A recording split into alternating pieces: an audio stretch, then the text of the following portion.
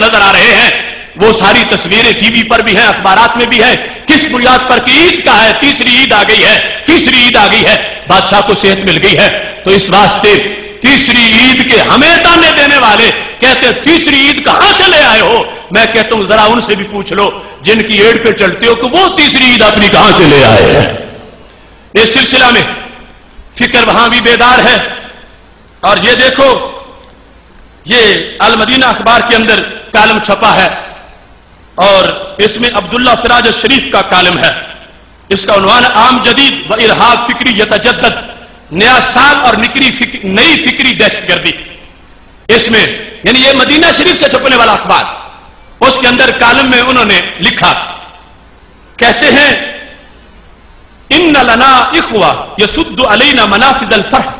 ہمارے کچھ بھائی ایسے ہیں جو ہر خوشی کے موقع یہ رنگ میں بھنگ ڈالتے ہیں.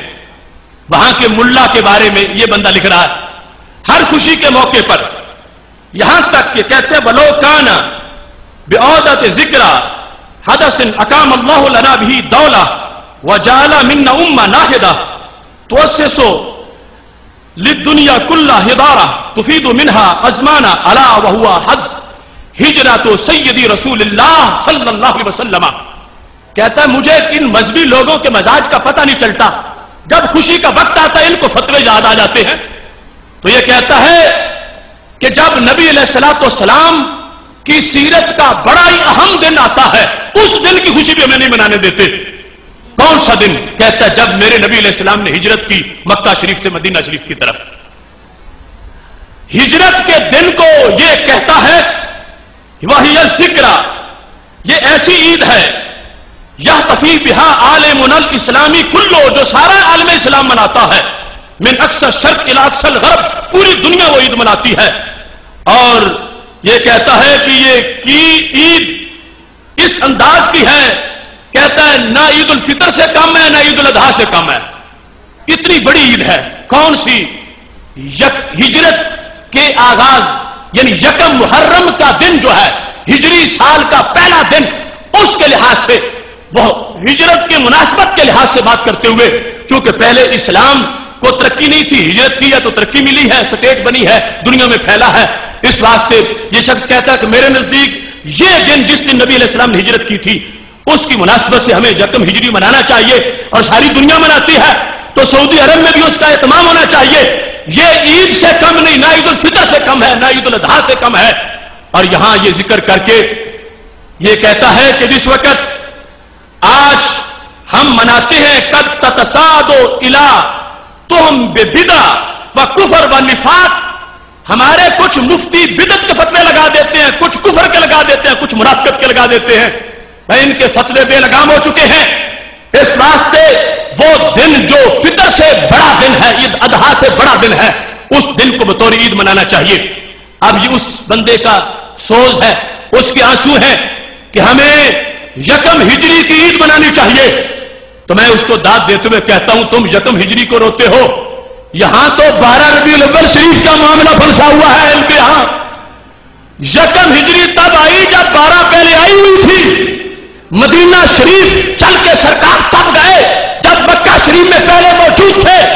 اگر آج کا عرب دماغ یہ کہنے پر مجبور ہو گیا ہے کہ جس دن سرکار مکہ شریف سے چل کے مدینہ شریف پہنچے وہ دن عید کا دن ہے، تو پھر مجھے کہنے دو جس دن اللہ کی طرف سے چل کے سیدہ آمنہ کی گود میں آئے وہ سب سے بڑی عید کا دن ہے. اس واسطے صرف کچھ لوگوں کا بغض حسد وہ ماننے ہے، ورنہ ہر جگہ عشق کی آواز اپنی ہے، عشق کی صدا اپنی ہے. اس سلسلہ میں جس لحاظ سے بھی اس جہت کو دیکھو گے اس کا فائدہ بھی ہے، اس کے لحاظ سے سرور بھی ہے، چونکہ وقت کافی زیادہ ہوتا جا رہا ہے. بس یہ وہاں کی کمپنی کے علاوہ شاید کوئی کہے کہ ہمارا یہاں کو کوئی مسئلہ ہمیں آئینے کے طور پر دکھا دو، تو یہ آئینہ یہاں کے لیے بھی ہے. یہ میرے پاس سے میلاد النبی صلی اللہ علیہ وسلم، یہ اشرف علی تھانوی کی لکھی ہوئی کتاب ہے جس پر لکھا حکیم الامت اشرف علی تھانوی. اس کے اندر یہ ٹائٹل میں ہے نبی خود نور اور قرآن ملا نور، نہ ہو دونوں کیوں مل کے نور علی نور. اس کتاب کے اندر یہ میرے محبوب علیہ الصلوۃ والسلام کی جلوہ گری آمد کا ذکر اور ربیع الاول کی شان میں لکھا ہے، لہذا شہر فی الاسلام فضل ومنقبتہ تفوق علی الشہور، کہ ربیع الاول کی بہت بڑی فضیلت ہے اور سارے مہینوں پر یہ فائق ہے، ربیع فی ربیع فی ربیع ونور فوق نور فوق نوری، کہ یہ ایک بہار نہیں، یہ بہار کے اندر بہار ہے اور پھر اس کے اندر بہار ہے، یہ ایک نور کے اوپر دوسرا نور، دوسرے نور کے اوپر تیسرا نور۔ اور یہاں پر میلاد شریف کی دلیل کے طور پر یہ چیز 26 نمبر صفحہ ہے، اس کا 26 نمبر صفحہ، اور انہی کی ادارہ تالیفات اشرفی کی چھپی ہوئی ہے۔ اس میں یہاں لکھا ہے طاعون کا علاج حضور کا ذکر شریف ہے، طاعون کا علاج حضور کا ذکر شریف ہے۔ اس کو صرف سنیے اور سر دھنیے کہ اللہ نے ہمارا خمیر کتنا ستھرا بنایا ہے۔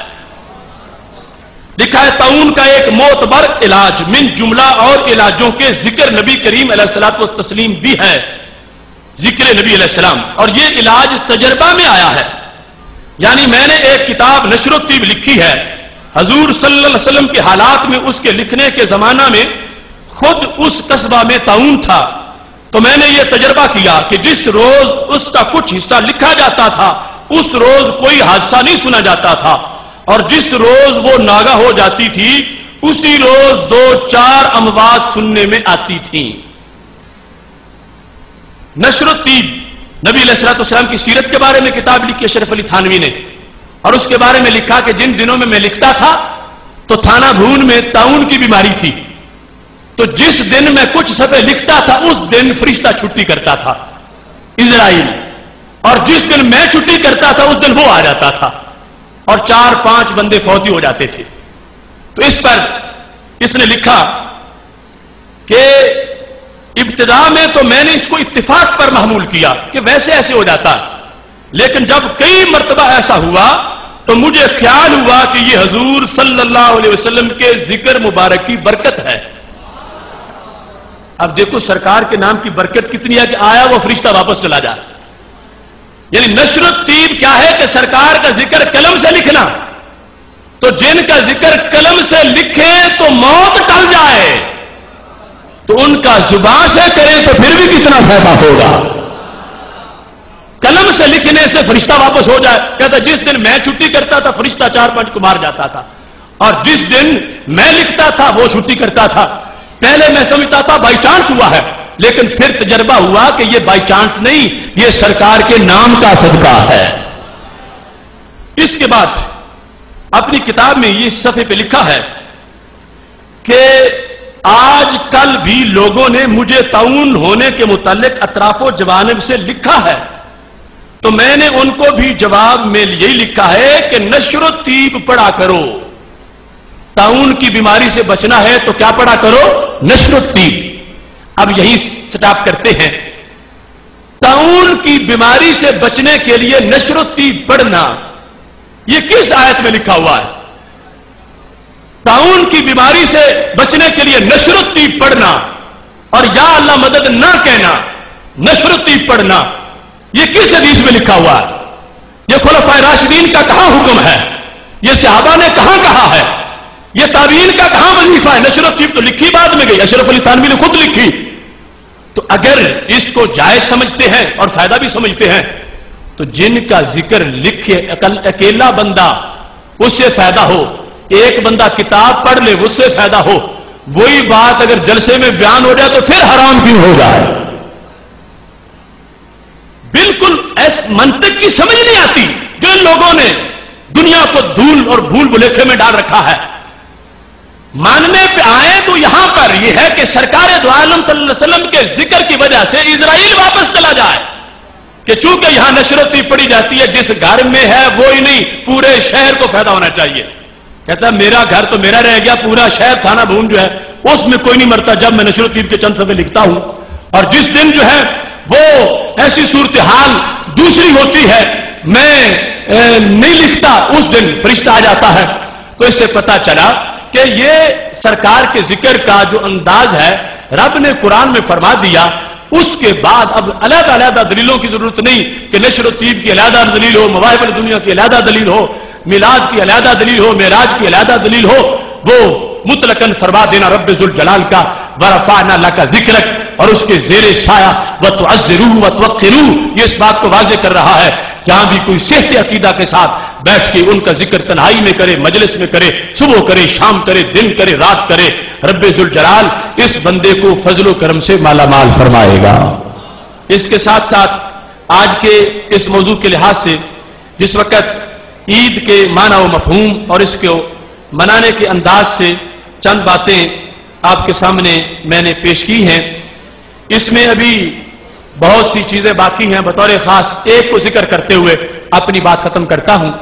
کچھ لوگوں کا بہانہ یہ ہے کہ نبی علیہ الصلوۃ والسلام کی ولادت کا دن یہی وفات کا بھی دن ہے، تو جب وفات کا دن ہے تو پھر اس دن سوگ منانا چاہیے، اس دن عید نہیں ہو سکتی کیونکہ وفات کا دن ہے۔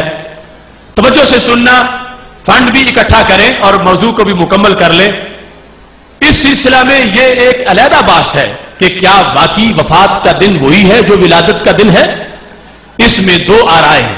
اگر مان بھی لیا جائے کہ جو وفات کا دن ہے یہی ولادت کا دن بھی تھا، تو پھر بھی یاد رکھنا یہ یوم سوگ نہیں ہے، پھر بھی اس کا عید ہونا اپنی جگہ پہ برقرار ہے، چونکہ اس کا ذکر بھی حدیث شریف میں موجود ہے۔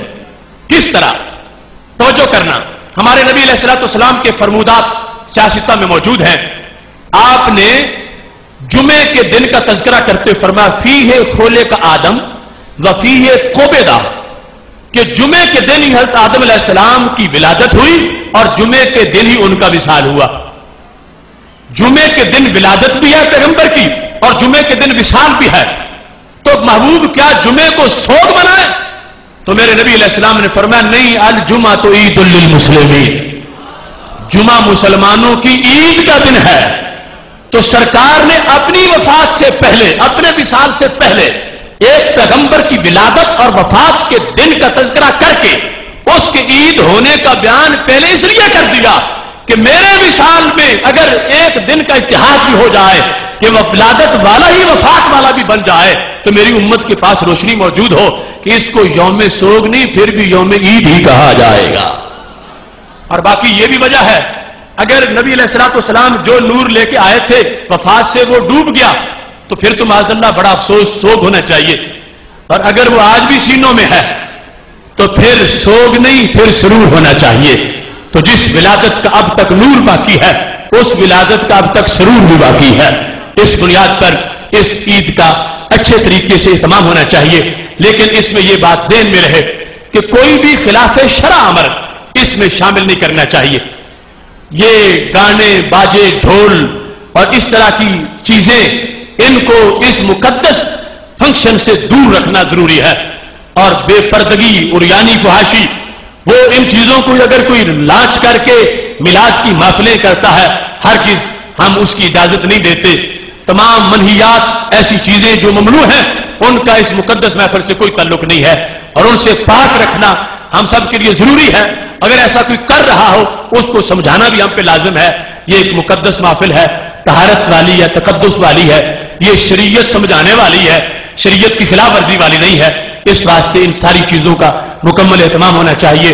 کل بڑا ہی اہم موضوع ہے، کبھی اے نوجوان مسلم تدبر بھی کیا تو نے، اس پر وقت پہ پہنچے، وقت پہ سماعت کریں۔ وآخر دعوانا الحمدللہ رب العالمین۔